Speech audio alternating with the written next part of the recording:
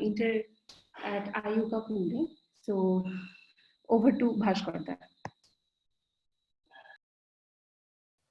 Thank you, Namonita, for the nice introduction. Let me switch on my video also so that people can see me while I'm talking. I hope I am audible, right? Yes, yes. Oh, sorry.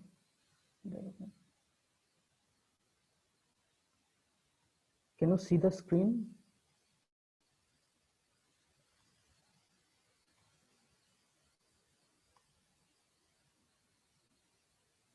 Well, not yet. Sorry for the trouble.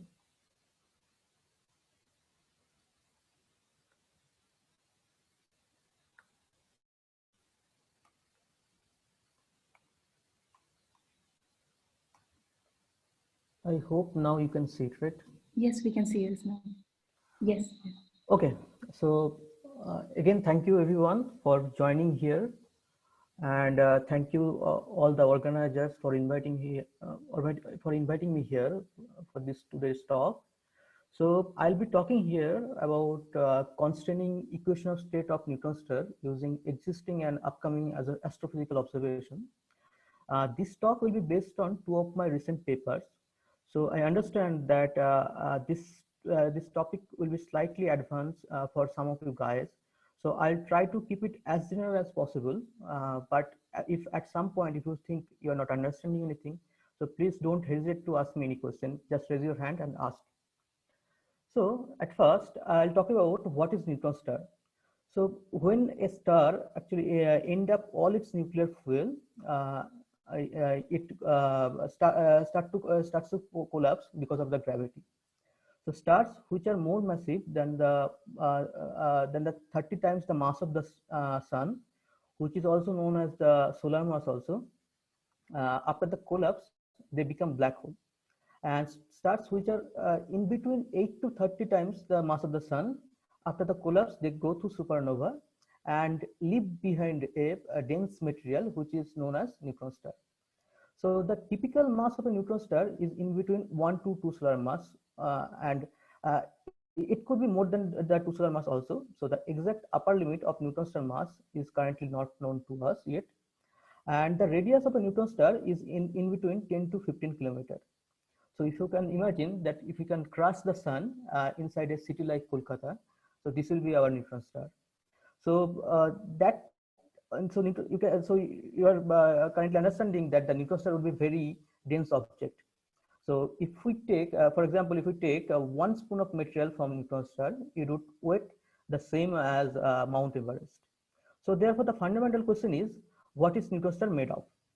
So here in the right, I have shown you a schematic diagram of neutron star. So the current understanding is that neutron star possesses a crust which is of the order of 1 to 2 kilometer, and inside the crust, nuclei are arranged in a lattice form. And as we go from surface to center of the neutron star, the density increases rapidly. So for example, at the surface of the neutron star, the density is of the order of 10 to the 6 gram per centimeter cube. And at the center of the neutron star, density could increase up to 10 to the 16 gram per centimeter cube. And as we go from surface to the center, the density of the nuclear matter increases, and in the inner core, outer core of the neutron star, there will be homogeneous nuclear matter, and the inner core of the neutron star, some exotic material could appear, like quark, hyperons, those may appear. Now, the question is, can we make a neutron star type of material in our lab? So to understand this, let's see this diagram, which is in between temperature versus the net baryon density. So the normal material which we observe in our earth or which we deal with in our lab experiment, those lies in this region, where the temperature is low as well as the number density is also low. And this is the normal nuclear density, which is also known as the nuclear saturation density also. Now, in order to go to the high density, we have built particle accelerator. So in particle accelerator, we can raise the temperature and go to the high density also. So here, for example, particle accelerator, they do operate in this region. But neutron star, they lie in this region where the density of the neutron star actually 5 to 6 or could be up to 10 times higher than the normal nuclei. But they also have very low temperature. So low temperature means their temperature is much more lower than the Fermi energy level. So from this diagram, it is clear that we cannot make neutron star type material in our lab and as well as also with the particle accelerator. Therefore, the only way we can probe neutron star matter using the astrophysical observations.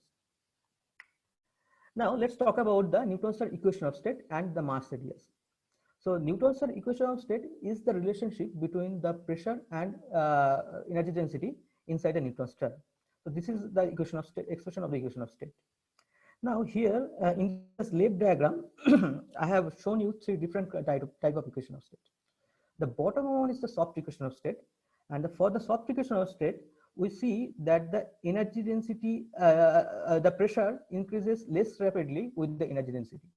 And the upper one is the stiff equation of state, for which pressure increases more rapidly with the energy density.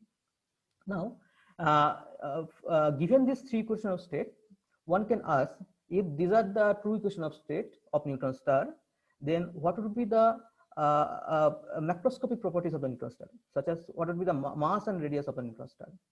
So to find out that question, one need to solve the hydrostatic equilibrium equation of for neutron star. So in hydrostatic equilibrium, the neutron degeneracy pressure will be balanced by the gravity. And if one solve that hydrostatic equilibrium equation, given this equation of state, then we arrive to this diagram, which is the mass radius diagram. So here I would like to point out that this is not a profile, this is a sequence. That what does it mean by that? That means here each point in this line is a neutron star. Suppose if we take this point here, this is a neutron star which has a mass around 2 solar mass and the radius around 10 kilometer. Okay, so now for each equation of state here, one thing is noticeable that for each equation of state there is a maximum mass. So for this equation of state, the maximum mass lies around here. For this equation of state, maximum mass lies around here. And as we go from the soft to steep equation of state, the maximum mass actually increases. And the other thing is noticeable that for the steep equation of state, radius is also higher compared to the soft one. Now the question is, which one is the correct equation of state? So that answer is we do not know, because we do not know what is the correct constituent of neutron star. And even if we guess the material inside a neutron star, we do not know how do they interact in that high density. Therefore, we come up with some models, and those different models leads to different equation of state. So for example, you are seeing three different kind of equation of state, and for those three different equation of state, the mass radius relation are also different. So the idea is from the astrophysical observation, we will be observing many neutron stars. So one neutron star, let's say, will be here, then another neutron star will be here, then here, and so on. So when we'll have many neutron star observation, we'll connect those dots and we'll get this mass radius curve here. And since this mass radius and the pressure density has one-to-one correspondence with each other, so from this curve we can go back to this curve, and we can know what is the correct equation state of neutron star. Now let's talk about the observations. So neutron stars are observed in different electromagnetic band. So it was first observed in radio. So it was a lady, her name is Jocelyn Bell. Actually, she observed the radio pulsar for the first time when she was a grad student at Oxford. But unfortunately, her supervisor took all the credit of her discovery, and he got awarded the Nobel Prize. But later we came to know that in 2018, actually she is the one who found who discovered neutron star, and in 2018 she has been awarded the breakthrough prize. But she donated all her money which she got from the breakthrough prize for the women's science. So this is a bit sad story, but a motivating one also. Now, from the radio observation, we find the mass of the neutron star very accurately, and we have observed few massive neutron stars. So here I would like to point out one particular observation that has been done in 2010. And we have observed a neutron star which has mass around 1.97 plus with a error bar of plus minus 0.04. So that is shown here by this red band. Now, this observation actually helps us to rule out many equations of state. So you can see there are many equations of state which cannot reproduce that two solar mass neutron star. For example, here MS1, FSU, GM3, PAL6, GS1, those equations of state, they are unable to reproduce that kind of maximum mass of a neutron star. So they are automatically ruled out now by this observation. But still we are left with many equations of state which are shown here. Now, how to discriminate between those equations of state? So to discriminate between those equations of state, we need also radius observation. But unfortunately, radius observation do not give us radius measurement, but X-ray does. Now, in X-ray, we observe neutron star in a binary neutron star system. Those are called low mass X-ray binary neutron star system. And in a low mass, in that type of system, actually, neutron star accretes matter from the low mass star, and because of the accretion, an accretion disk is formed around the neutron star. And when the accretion disk get luminous, we can actually observe through our X-ray telescope. And from the luminosity of that X-ray, we can determine the mass of the neutron star, and also from the spectra we can determine the radius of it. So here I have shown you some X-ray measurement here. So here each contour actually signifies one neutron star observation. So earlier I talked about that from the astrophysical observation we'll be observing many neutron stars, and that will be a dot in the mass radius plane. But instead of dot, you can see that we are getting a contour here because astrophysical observation do have some error bar. So instead of getting a line in the mass radius plane, we will be getting a band in the mass radius plane, and also as well as in the pressure density plane. Now, X-ray observation have some systematic uncertainties, because in order to determine the radius, we need to model the atmosphere of the neutron star accurately. But that is also model dependent. So that model dependency actually introduces some systematical uncertainties. Now, let's talk about GW observations. So as you know that in 2017, LIGO-Virgo collaboration, for the first time, they discovered gravitational wave merger from a binary neutron star system. So here in this schematic diagram, I show you different phases of binary neutron star merging. So this one is called the in-spiral phase. So in-spiral phase, in the in-spiral phase, when two neutron stars, they are rotating around each other, and as they are rotating around each other, they emit gravitational wave. And since they are emitting a gravitational wave, the system is losing energy, and the orbit shrinks. And after some point, they merge with each other. So here the merger scenario is shown, and this merger scenario is a bit complicated because during the merger, a lot of materials will be ejected. Those are shown here by this color. And after the merger, actually, a single body is formed, and that body will be highly rotating object and as well as also oscillating object. And during this whole phase, actually, the gravitational wave is emitted. So here the gravitational waveform is shown as a function of time. So as we approaching from the in-spiral to the merger, you can see the frequency actually increasing, and as well as the amplitude also increases. And at the time of merger, actually, the amplitude is maximum. And after the merger, that this is called the post-merger phase, still we see gravitational wave emission as long as this body rotates, and as it stops rotating, this emission will be stopped. Now, LIGO-Virgo instrument is actually sensitive to the frequency, and it observes a particular part of this waveform. So LIGO-Virgo instrument actually sensitive within the frequency range of 20 Hertz to some 1 kilohertz, and that frequency range actually covers this in-spiral part only. So with LIGO-Virgo, we cannot observe the merger phase and as well as the post-merger phase, because the frequency is higher in those phases. So now we have to do fundamental physics with the in-spiral phase. So the question is, what type of fundamental physics we can do with it? Now, when two neutron stars, they rotate around each other in an in-spiral phase, they get tidally deformed because of the expression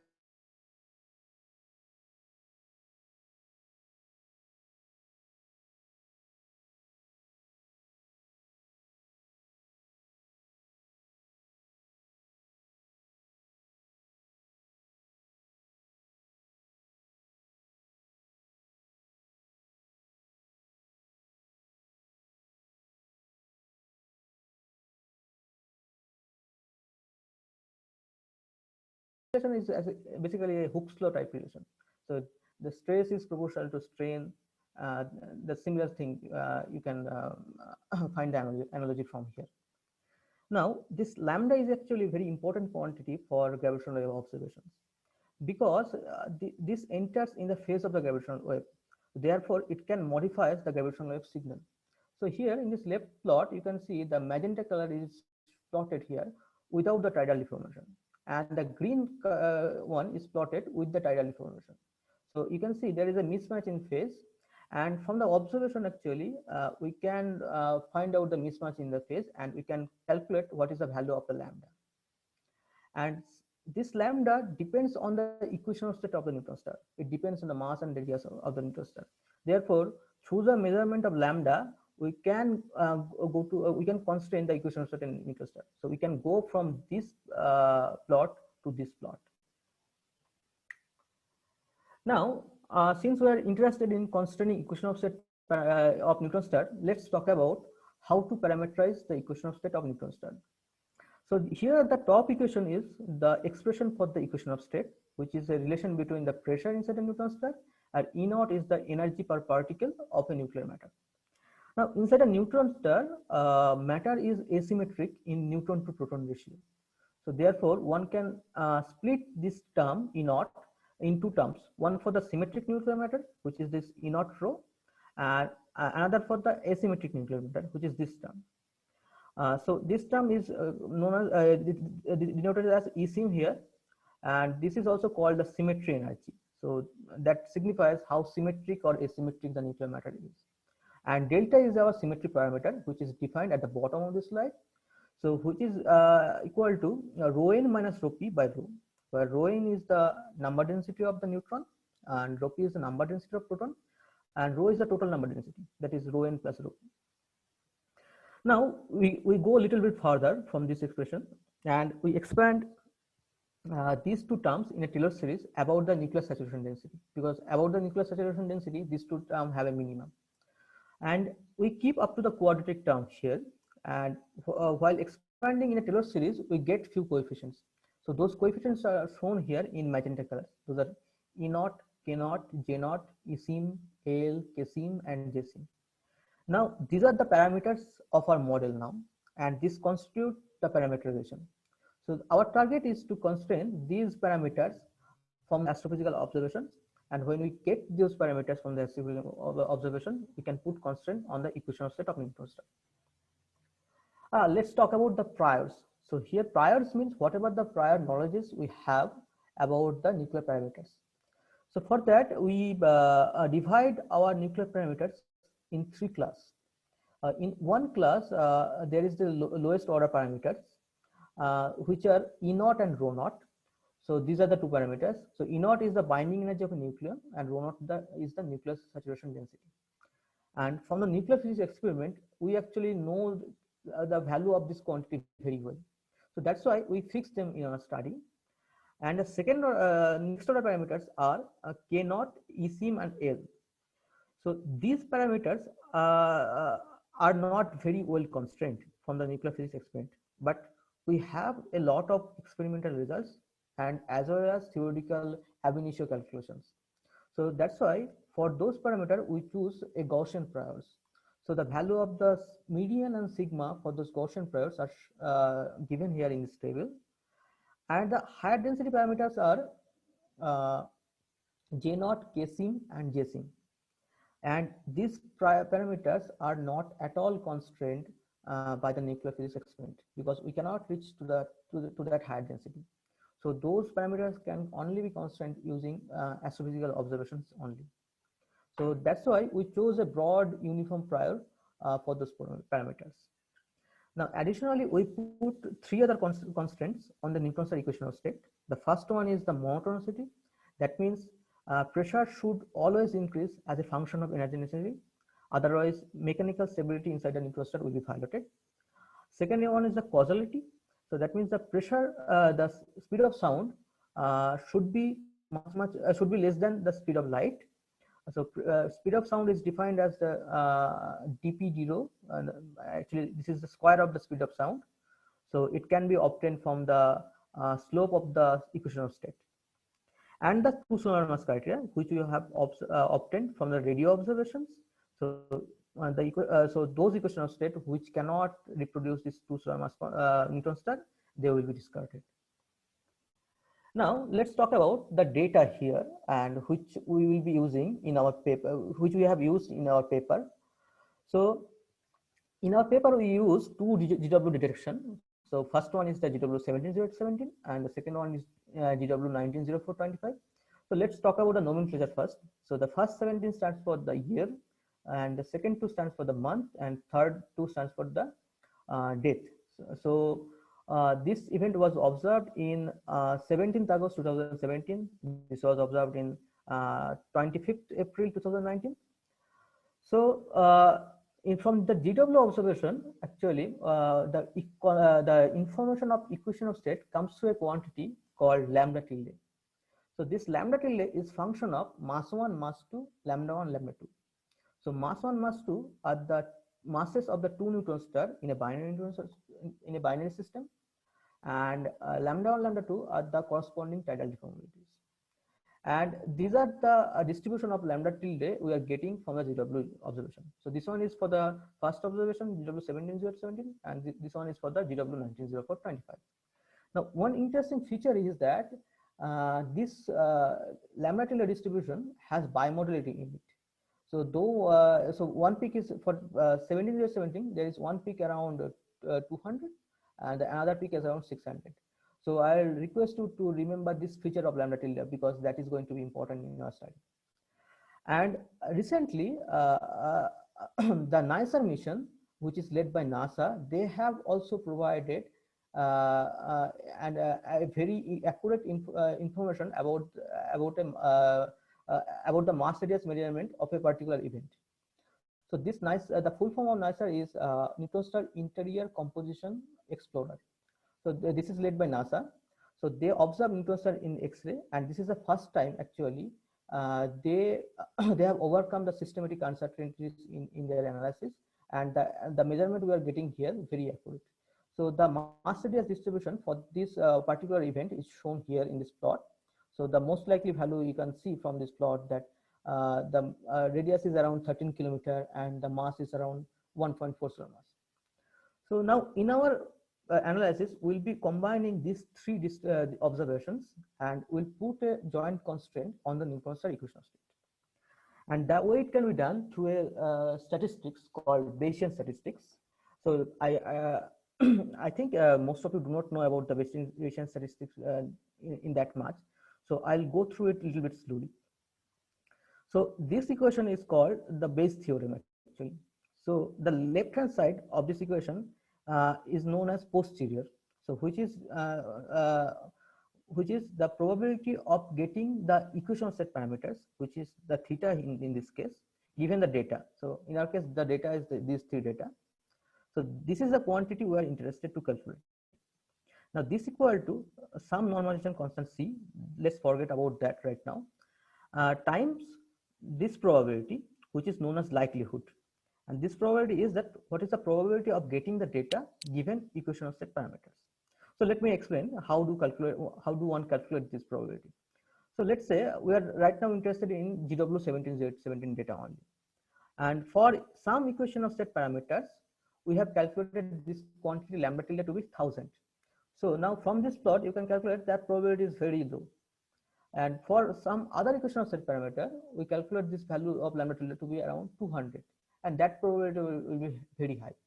So that parameters will be more likely compared to this parameter. So this is that information actually contained in this likelihood. And P theta is called the priors for each parameters, which I have already discussed in my previous slides. Now, now in our case, the likelihood will be combined likelihood. So the combined means these three observations will be combined. So since these three observations are independent observations, so the probability we are getting from this observation can be multiplied. So which is shown by this equation. Now the computation of this equation is very expensive. So imagine, so you have 6 parameters, equation of 6 parameters, and you want to compute this quantity. So you can proceed with some grids, right? So for each parameter, you can choose 10 grid points. Then the number of operation you have to do is 10 to the power 6. And that many operation is actually time consuming. And you are not sure whether the 10 grid points is enough or not. You may need to choose many grid points. So to tackle this problem, one choose various type of sampling algorithms. Those are called Markov-Chain Monte Carlo sampling algorithms. There are nested sampling algorithm also. So unfortunately, I do not have time to go through about those sampling algorithm in this talk, but just keep in mind that using those sampling algorithm, one can compute this equation, which is much more easy to for the computation time. Now this thing is computed in our paper using the computation facility which is available in IUCAA. So the Pegasus cluster we used for this computation, and we use a nested sampling algorithm in our calculation, so which are nowadays available in various Python packages also. Now let's talk about the results. So here in this slide, I'll be talking about the constant which we are getting from the current observations. That means combining GW and NICER. So here this plot is the equation of state plot. This is plotted in a log scale. The y-axis is the pressure and the x-axis is the energy density. So the yellow band is coming from the GW 170817 data alone. And the green band is coming when we are combining GW 170817 and GW 190425. And the blue one is coming from the both GW and NICER. So from the plot, it is very difficult to distinguish between this yellow and green, because the second GW observation was not a loud one. So it doesn't help that much to constrain the equation of certain neutron star. But when we add the NICER data, we get little bit constraint in the equation of set plane.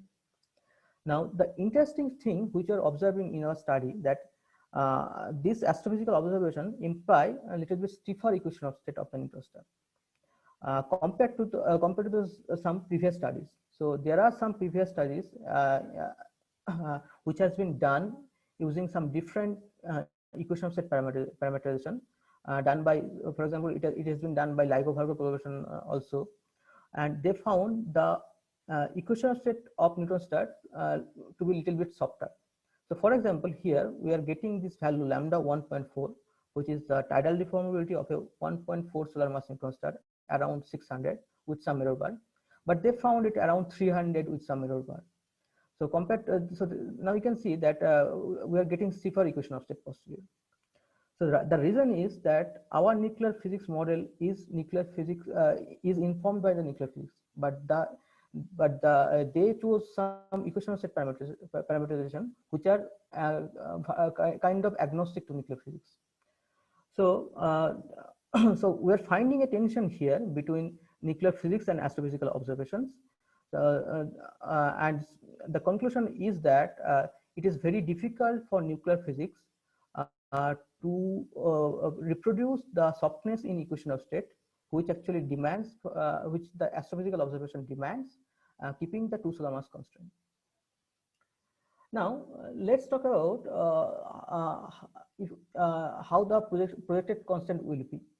So here in this study, what we have done, we have stacked GW 170817 light signals one after other, and we show here the evolution of R 1.4 and the lambda 1.4 as a number of observations. So you can see after 5 to 10 observations, the median value of this quantity shifts from a higher value to a lower value. So that is because as we are stacking GW17, 08, 17 like solution one after another, so if we go back to this lambda tilde likelihood here, if we stack this type of solution, this type of signal one after another, the contribution coming from the primary peaks will be more higher and higher. And after 5 to 10 observation, the contribution coming from this peak will be very lower. So now that's why the contribution will be coming from the primary peak only, and we are this value are getting shifted to a very low value of radius and lambda value of radius, low value of lambda tilde. So after 10 observation, the value of lambda 1.4 will be 207 plus 35 minus 33. So okay, I think I am running out of time. So for the time being, let's not discuss this plot. So in our study, we have demanded that there is a tension between nuclear physics and astrophysical observation, and we believe that that tension is because of the because our nuclear physics parameterization is informed by the nuclear physics experimental results. So remember, in our when we choose the prior for our nuclear physics parameters,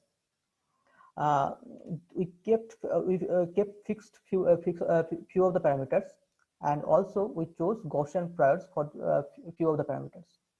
So now, if we instead of doing that, if we chose a broad prior for those parameters, then our parameterization will also be agnostic to nuclear physics.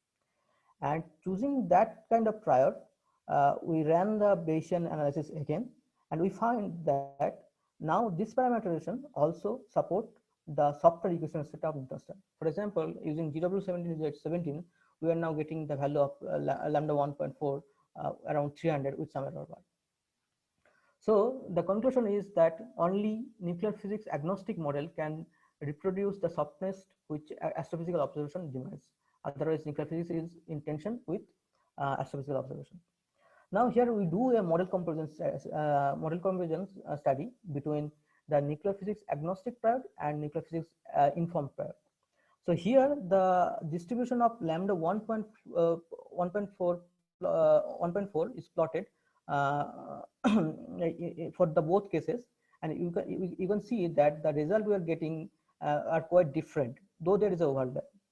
Now, the way one can do this model comparison, that is one have to calculate this base factor, and this base factor we are getting around 5.3, and this base factor actually in favor of this agnostic model. Here, 8 stands for agnostic, and I stands for nuclear physics informed model. So now this base factor suggests that the agnostic model actually slightly favored compared to the nuclear physics informed model, but this base factor is not that high. So that's why we kept the title of our paper is to be a hint of a tension between nuclear physics and astrophysical observations. So this is where the first part of my talk ends, and I now realize I have taken a lot of time. Should I go to the second part? No, it's okay. Please go ahead. Okay, thank you very much. So now the second part of my talk will be based on this particular GW event, so which is known as GW 190814, and this is the most enigmatic observation which has LIGO made so far. So this observation is associated with a 23 solar mass black hole and a 2.6 solar mass compact object. So this so before this observation, we haven't observed any compact object which lies between 2 to 5 solar mass, so which is also known as the mass gap region. So this observation actually gives us a unique opportunity to study the properties of this particular compact object, whether it is a black hole or neutron star. So for this event, we didn't observe any electromagnetic counterpart, so we cannot tell whether it is a neutron star or black hole. Also, we haven't observed any indication for the tidal deformation also. So therefore, what we have that only the mass posterior of the secondary object. which is shown here by this blue diagram. Now, in the orange here, we have plotted the maximum mass distribution of a non-rotating neutron star, which is obtained from our previous study. So in our previous study, we used combined GW NICER data and constrain the equation of state of neutron star, and those equation of state are now used to calculate the maximum mass of the neutron star, and this is the distribution of the maximum mass. And from the overlap of this distribution, we find that what is the probability of this object being a neutron star, and that is we are getting around 9%. And so the rest of the probability will be the black hole. So this is around 91%. Though we have not considered another possibility, that neutron star can also have spin, and rapid rotation can increase its mass up to 20%. So therefore, you can see from this graph, if we allow the rapid rotation for a neutron star, it can easily explain this object. Now, so what we have done in this paper, we have considered both of this scenario. One is the slowly rotating scenario or non-rotating scenario, and another one is the rapidly rotating neutron star scenario. And using this both hypotheses, we have constrained the properties of the neutron star, and I'll be talking about that. So first, let's talk about the properties assuming slowly or non-rotating neutron star. So here we used GW 17017, the previous two GW detection and the NICER detection as a non-rotating neutron star, and we combined them.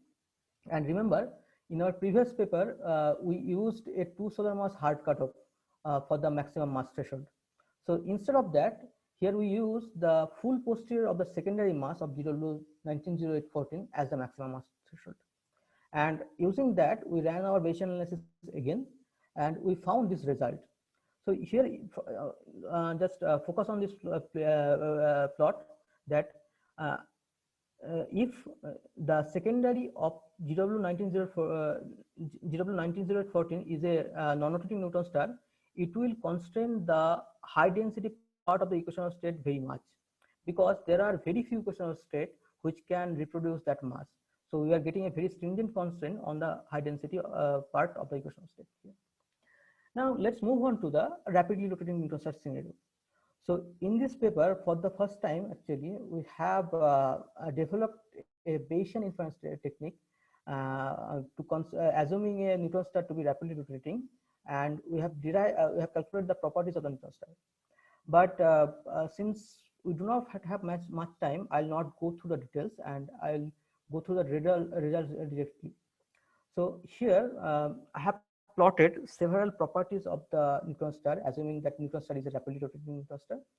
So if the neutron star is rapidly rotating, it will no longer remain spherically symmetric. It will become oblate, and so its equatorial radius will be different from the other direction. So here in the upper left, I have plotted the distribution of the equatorial radius, and in the upper middle, I have plotted the ellipticity of the object also. So these values are pretty high. So from this value, you can understand that there will be a considerable deviation from the spherically symmetric scenario for this particular object.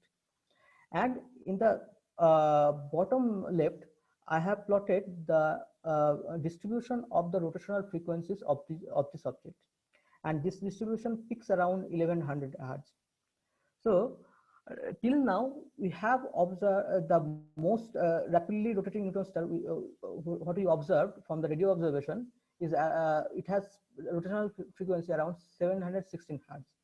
So if this object is indeed a rapidly rotating neutron star, it will be the fastest rotating neutron star observed so far. Now, in a rotating neutron star, or any rotating neutron star, are actually generically unstable through a mechanism called Chandrasekhar-Friedman-Schutz instability. So this mechanism actually first found by Chandrasekhar in 1970. So he proposes that in a rotating neutron star, any mode which are retrograde in a rotating frame, if they become prograde in the inertial frame, then there will be emission of gravitational wave from the neutron star, and because of the emission, the spin of the neutron star will go down, and it will eventually become a non-rotating or slowly rotating neutron star. So rapidly rotating neutron star cannot exist at all in nature. However, there are certain damping mechanisms inside a neutron star which can prevent this type of instability. So for example, there is this viscosity inside a neutron star which can damp this type of instability. And this viscosity actually, so whenever the viscous time scale dominate the radiation reaction time scale, then it can actually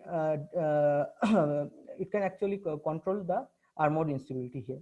So here R mode stands for the rotation mode. So from this diagram, you can see if the temperature of the neutron star is greater than 10 to the power 11 Kelvin, then the bulk viscosity actually dominates over the radiation reaction, and the armored instability doesn't happen. And if the temperature of the neutron star less than 10 to the power 5 Kelvin, then the shear viscosity dominates over the radiation reaction. Then also armored instability doesn't happen. But there is this window between 10 to the 5 Kelvin to 10 to the 11 Kelvin when armored instability time scale dominates over the viscous time scale and the armored instability happens. So now let's consider a very young neutron star which is just born, and it has a very hot temperature which is around 10 to the power 11 Kelvin or 10 to the power 12 Kelvin, and it also has a very high spin. So it is somewhere around here. But as the time goes by, neutron star will cool down, and it will enter in this instability window. And as it enters to the instability window, the R mode activates, and the system will emit gravitational wave from it. And as a result, it will also lose its spin. So it will follow this path, and it will come around somewhere here. So its spin will be very down. So that's why we do not expect to observe that much highly rotating neutron star in nature. So now we are getting if the secondary of the GW190814 is a rapidly rotating neutron star, its spin value will be around somewhere, so around 0.9 or somewhere. So therefore, its temperature will have to be greater than 10 to the power 11 Kelvin or less than 10 to the power 5 Kelvin. Now, we do not expect neutron star to be that hot in a binary system, because the neutron star will be pretty old in a binary system. So therefore, this armored instability says that that type of the probability of the secondary of GW190814 being a rapidly rotating neutron star is very less. Now there are some other damping mechanism also, that is the superfluid mutual interaction. So inside a neutron star, it is expected, it is believed that there is superfluidity below a certain temperature. So that certain temperature is around 10 to the power 9 Kelvin, and below that temperature, actually neutron star should be the material inside the neutron star should be in superfluid form. And if there is a superfluidity, that can actually also act against this armored instability. And as a result, that instability window time scale actually shrinks. So it comes around here.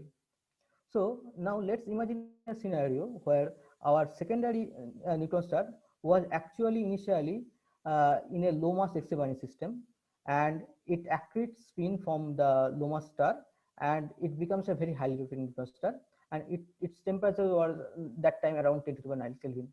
So it can be it can stay here that moment, and the armored instability also will not activate for that star also. And now after that, some point it becomes a binary with the 26 solar mass black hole. So in that binary system, it still can retain its spin because of the superfluidity. So in that type of particular scenario, this type of system can only exist. So the conclusion is that in order to become the secondary to be a rapidly rotating neutron star, the condition has to be very extreme. Otherwise, the black hole scenario is much more likely here. Now, the thing is, what if the secondary is a black hole? Then also it gives us a very important information about the equation of set of a neutron star, because it sets an upper limit on the neutron star maximum mass. And using that upper limit, we have run the Bayesian calculation again, and we have constrained the equation of state neutron star, and using those equation of state, here we have calculated the maximum mass of the neutron star, and that maximum mass distribution is actually plotted here. So now we are finding the maximum mass of the neutron star will be within this range. So it is its value will be 2.12 plus 0.16 minus 0.15, and this is the most stringent constant which we have obtained on the neutron star maximum mass in the study so far. So, so we have tested this secondary object in various scenario, and each scenario actually leads to very interesting results. So that I have presented here. Also, if you want to know more about this object, I have also written a blog about this in LIGO in the Facebook page. So you can see that blog also. So this is the point I would like to end my talk. So thank you again very much for your patience. And if there are any questions, you can ask me now. Thank you so much, Bhaskar. That was a wonderful talk. So we have a few questions. We have a question in the chat. I'll read that out first. So Choyanda says, how is the ring down part of the waveform modeled using post-Newtonian expansion as well? No, ring down is not modeled using post-Newtonian expansion. So we use only post-Newtonian expansion in the in-spiral part. So that for the ring down, you use numerical derivative simulations. Okay. Okay, so we have a few raised hands. So Shavnigda, please go ahead. Hi Bhaskar, thanks for the nice talk. I was wondering that when you were talking about the neutron star equation of state, it seemed that the posteriors on your point was that the posteriors were very prior dependent, right?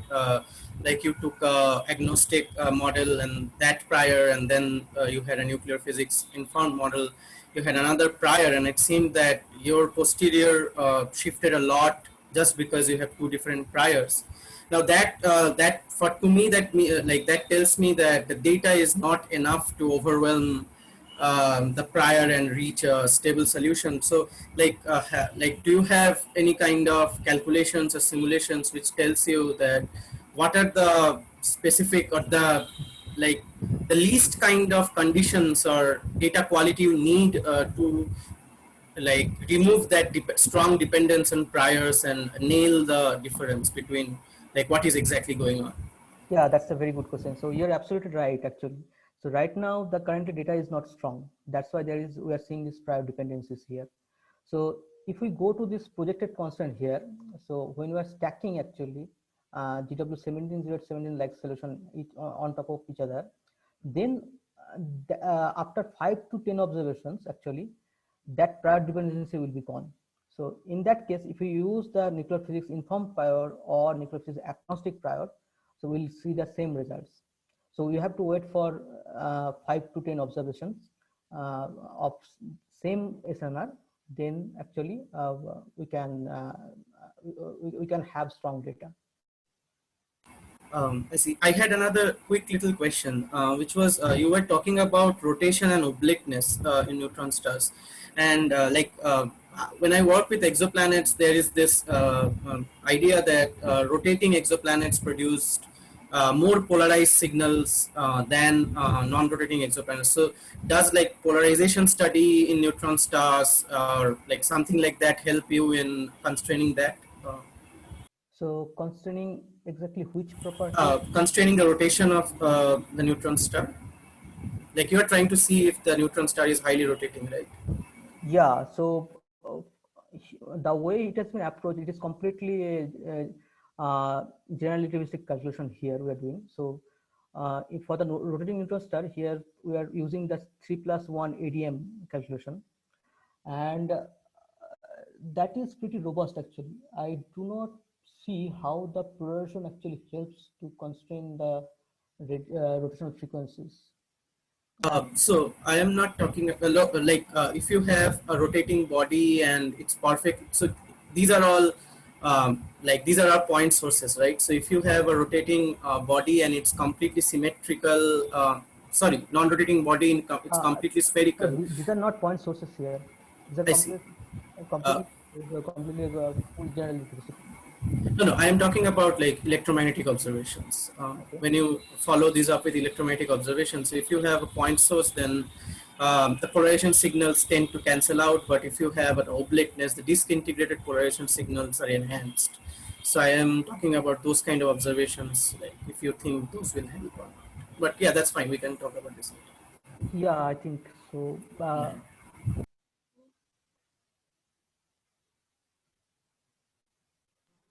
Okay, so RC sir, please go ahead. Hi, Bhaskar. Can you hear me? Yeah, I can hear you. Okay. Very clear talk. Thank you. I just had, actually, I have a couple of questions. So one is when you showed the parameters of the neutron stars in those three cases, the 2017, the 2 GW and 1 NICER result. So those parameters seemed, I mean, can you go to that slide? That I think the slide, no, I think the next slide or the next slide, yeah, this one. Oh. So these parameters, these R, lambda, and M max, they seem extremely, close to each other. I mean, is there any reason why all these cases have? I mean, neutron stars still have some, some variety in parameters, right? Why are they so close? Yeah, so that is happening because of our prior choices only here. So if you see here, this lambda tilde likelihood, when you are choosing the nuclear physics informed prior, they instead of preferring this peak, they are preferring actually that peak. Okay. And so we are getting a stiffer equation posterior because of that. Second is that this particular observation that doesn't add so much information because this observation is very noisy. And third is that coincidentally, this NICER observation, they also particularly favor stiff equation of set. So these two actually coincides because of that. But when we are using actually agnostic prior, so in that case, GW17 actually prefers the primary peak. So in that case, you can see that these values are quite different, little bit different in compared to when we are adding NICER. So that time we see the difference. Okay. So it's because of the priors. Okay. I'll let other people ask questions. Okay, sure. All right, SS sir, please go ahead. Well, Bhaskar, that's a nice talk. So again, I have also a couple of questions, but I'll ask first one of them only. So you started with parameterizing by the Taylor expansion, correct? Where you have four parameters. Six. But yeah. 4 parameters, I think, if I remember correctly, or 6. 6. I mean, it depends. So here, 8 parameters are there. So we fix 2 parameters in our study. Yeah. So, but ultimately, when you are discussing, you are showing only the likelihood of the lambda. So, what happens to the other parameters? So I haven't shown any figures of these parameters. So here I had one figure which contains only 3. So this figure there is this is a corner plot between J0, K sim and J sim, and there will be also the other parameters, the L and K naught. So those parameters are marginalized over. So I haven't shown those plots here. So those parameters are marginalized over when you are doing the lambda, correct? No. So now what we do, now we have constant these parameters. Now using those parameters, we run again our TOV. I mean that we again solve the general relativity equation and calculate the mass radius lambda, and that and using that we actually plot this kind of posterior.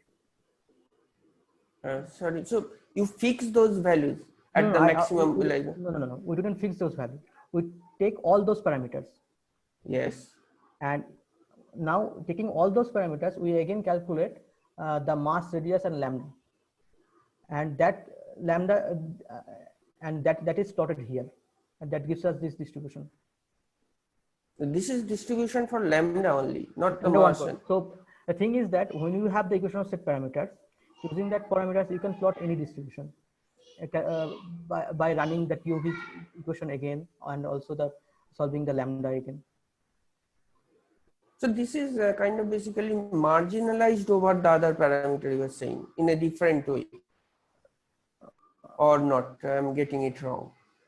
So marginalized over the other parameters means which parameters you are talking about? The K, J, K sim, J sim, those parameters. So in this plot here, this one distribution. This is I understand. This is with some of the other. Yeah. But when you are talking about the lambda one parameter, that distribution. That is marginalized over the equation of state parameters, all the equation parameters actually. All the equation of state parameters. Yeah. But they are interlinked, isn't it? Related to the mass and the radius. Yes. They are not independent of each other. Yes. So how can you just marginalize like that and find out the mass relation from the only one parameter? No. So from the observation, the quantity which are actually constraining, those are the equation of set parameters, right? Now, given equation of set parameters, we again can find out what is the mass and radius and lambda of neutron star. So now from the, let's say, from the observation, we have constant equation of set parameters and we have 100 samples of it. So using those 100 samples, we have calculated the mass, radius, lambda each time. And that distribution actually I'm showing in this plot. Okay, fine. I'll wait for you are still confused, right? Yeah, it's fine. Okay. All right, we have a question in the chat from Obhinandadi. She asks, agnostic and informed model profile is intersecting at a point.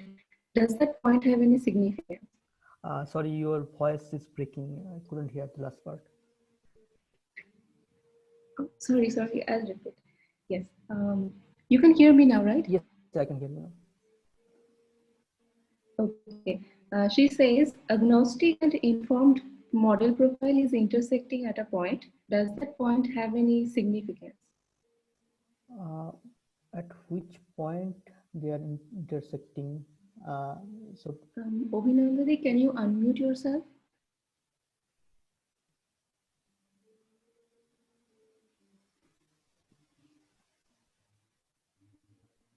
Can you go to that slide, Bhaskar? Maybe that is going to help. I think I'm so at that slide, right? Agnostic prior. No, I thought there was some other distribution kind of thing. Yeah. Yes. This one. That slide. So there is an intersection, right? So it is this one. Yeah, Bhaskar. Yeah. So it is not that they are completely giving a completely different results.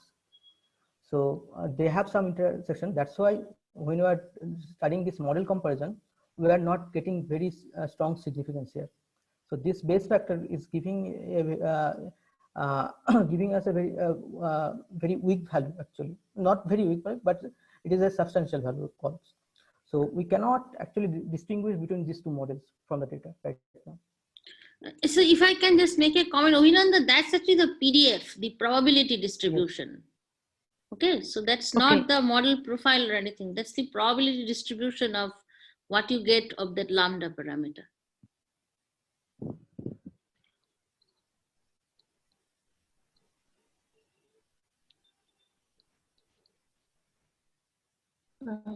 Okay, so ma'am, please go ahead. Okay, thank you, Bhaskar, for giving the talk and also good talk.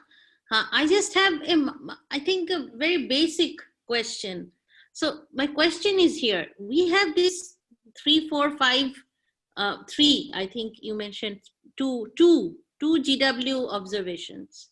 And we have these equations of state models from nuclear physics input. Now, as far as, so 2 data points, is not a big data set. Also, my concern is that how robust are those nuclear physics predictions of models? I mean, when we are saying that we are constraining equation of state, how good are our understanding of the theory itself? Can you comment on that? Because neither there are a lot of data, nor I don't know, I mean, how robust are these all nuclear physics things, or you have QCD involved here? So we didn't consider any microscopic interaction here. We just model it from the based on the saturation properties here. So what we have done that these two terms here, E0 and E sim, they are actually they have a minima around the nuclear saturation density, and around the minima we actually expanded this term, and we chose a prior for these parameters based on some nuclear physics experiments here. Yes, my question is that. Yeah, I'm coming to that point. Yeah. So now there are other type of nuclear physics parameterizations. So for example, they are based on chiral effective field theory or relativistic mean field theory. So what they do here there, so they treat each neutrons and protons as a relativistic particle, and so now you can imagine them as direct nucleon, right? And for that system, you can write the Lagrangian of that Lagrangian will be direct Lagrangian. Yes. And you can solve the equation of motion and calculate the equation of state. Equation of state. Now those equation of state can be produced by these parameters here. So we can tune our parameters in such a way we can now produce those parameters. So that's that is the reason that we are doing it in a sort of model independent way. So we do not want to consider any model, but we can actually explain any model by this parameterization. So, sorry, just one quick confusion. So from the Lagrangian, you get the equation of state, or by the solving equation the of Lagrangian equation of motion, you you get the equation of motion, right? Yeah. So from the equation of motion, we can calculate the energy pressure also. So that will be your equation of state. Okay. Thank you. Yeah, welcome. Sir, please go ahead.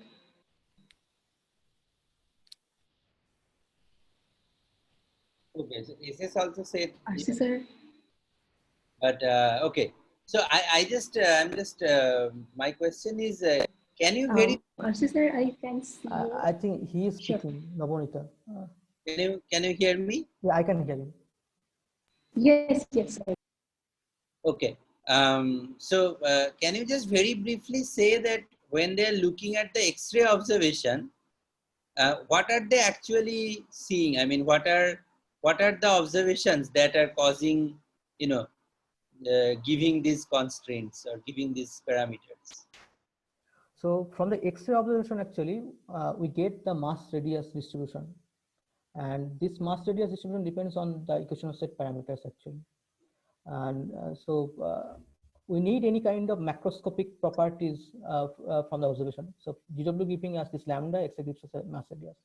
So they are looking at the X-ray spectrum, or they are looking. So that question. So from the X-ray observation, we get the X-ray photons here, and from the luminosity, actually, we are calculating the mass of the neutron star, and from the X-ray spectrum, we can calculate the radius of the neutron star from the spectroscopy. But the radius measurement is not very reliable from the X-ray because it also involves some modeling about the neutron star atmosphere, and that atmosphere modeling is a bit tricky. But NICER claims that their data is right now strong enough to actually overcome that model dependency. So this is a very accurate measurement they are claiming right now. Thank you. Okay, so if there is no more questions, I'll ask SC to go ahead with her question. The SSR also said that he had a question. Is he there? Yes. Is SS gone or he is here? I think SSR is still confused. I couldn't answer, convinced him properly. I don't see him here. Yeah. Okay. So I think mine is kind of similar to what RC asked, and that is actually he spoke about the X-ray observations. I am asking about the radio observations. Can you go to that slide? How do they make this measurement? So they make this measurement by calculating the Shapiro time delay. So should I go ahead or? No, I think I am fine. Yeah. Great. Okay. All right. So is there any more question? I don't think there is. Okay, so let's thank our speaker for this wonderful talk. And we will not have any colloquium next week since Puja is coming, so festive season is ahead. And we will take a long break before we see you all again. And the first half of our meeting ends here. Now we shall have an interaction session with Bhaskar. So if you're interested, please stay with us.